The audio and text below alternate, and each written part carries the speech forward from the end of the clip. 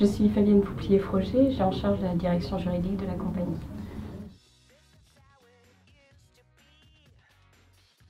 Assurer la sécurité juridique de la compagnie, prévenir les risques et les opérationnels dans la gestion des contentieux.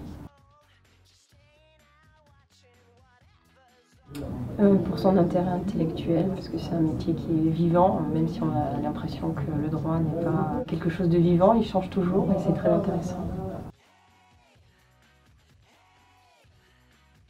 La rigueur, et puis alors les termes ne sont pas de moi, mais c'est l'imagination pour un juriste. Ce qui est important, c'est d'imaginer toutes les situations et d'avoir des solutions à apporter. Donc l'imagination est très importante.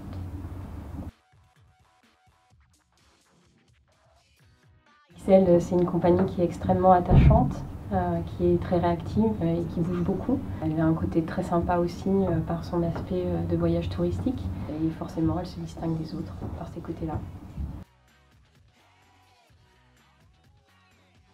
Un souvenir marquant, c'est le premier avion livré Airbus A330 de la compagnie en 2003, il me semble, où c'était vraiment une fête pour l'ensemble des salariés. Beaucoup plus de travail, mais en fait les problématiques restent toujours les mêmes. Donc c'est plus de volume, mais toujours les mêmes impératifs.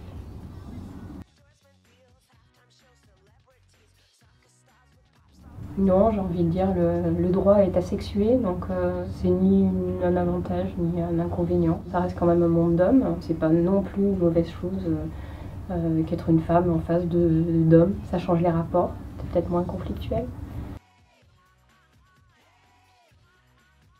Pour moi, la journée de la femme, c'est le fait que la femme n'est toujours pas reconnue comme entre guillemets égale de l'homme, et qu'effectivement on sera arrivé à une égalité qui n'exclut pas d'ailleurs les différences le jour où la journée de la femme n'existera plus.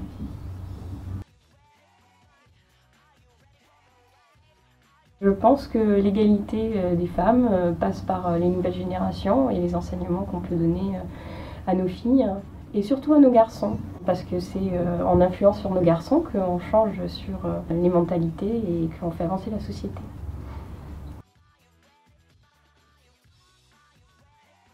Le mot de la fin, je ne vois pas comment on pourrait terminer une journée de la femme sans dire vive la femme.